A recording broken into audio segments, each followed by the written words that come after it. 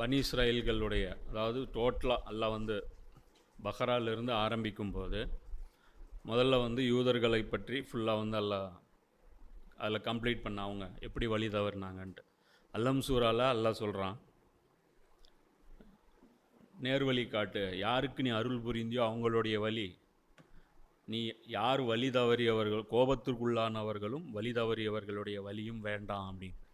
அப்போ முதல்ல விஷயம் வந்து அல்லாஹ் கோபத்திற்குள்ளானவர்கள் யார்? யூதர்கள். வழி தவறியவர்கள் யார்? கிறிஸ்தவர்கள். இப்போ இந்த ரெண்டு பேரை பற்றியும் மாற்றி மாற்றி பஹராலையும் ஆலை இம்ரான்லேயும் மறுபடியும் நிசாலையும் மறுபடியும் இப்போது மாய்தாலையும் அப்படி வந்து ரொட்டேஷன் ஸ்கீமில் வந்துக்கிட்டே இருக்குது. மிக்ஸ்அப் பண்ணி அங்கங்கே நடுவில் முஸ்லீம்களுக்கு வந்து உபதேசங்கள் குரானில் எல்லாம் வந்து அங்கங்கே தெளிச்சுட்டே வரான். ஒரே நேரத்தில் அப்படியே எல்லாமே கவர் பண்ணி இந்த இடத்துல கொண்டு வரும்போது அது சில இது வந்து அம்பு விடுவாங்க பாருங்கள். அந்த 3 ஆப்பிள் இப்படி வச்சுருப்பாங்க. ஒன்றில் விட்டால் அப்படியே இதில் போயிட்டு 3வது ஆப்பிள் வழியாக அது தொலைச்சிட்டு போகும்.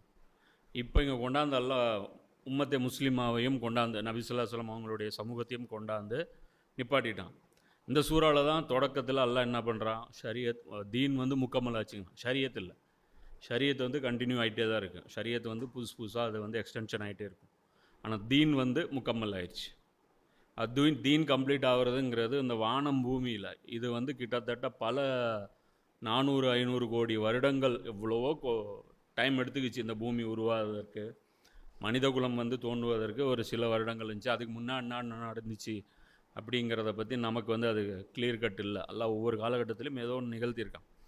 டோட்டலாக மறுமை நாளுடைய நெருக்கம் வரும்போது தீனோட முழுமைப்படுத்தப்பட்டு அந்த தீன் வந்து முழு உலகத்திற்கும் முழுமைப்படுத்தப்பட்டு அது 2 விஷயங்கள் உள்ளடங்கியது தீன் முழுமையானதுங்கிறது. ஒன்று, தீன் முழுமையாகணும், பூமியில் முழுமையாக கொண்டு போய் சேர்த்தணும். இது 2 விஷயம்.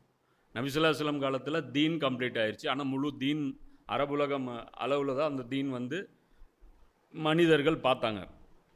இப்போ அடுத்து அதோடைய வெர்ஷன் வந்து உலகம் முழுவதும் அந்த தீன் வந்து மக்கள் கண்கூடாக பார்த்து அல்லாவை புகழ வேணும். இதுதான் வந்து நம்முடைய மனிதனுடைய தக்லீக் உருவாக்கத்துடைய நோக்கம். அப்போது இந்த அடிப்படையில் இதை வந்து அல்லாஹ் கான்செப்ட் கிளியர் பண்ணி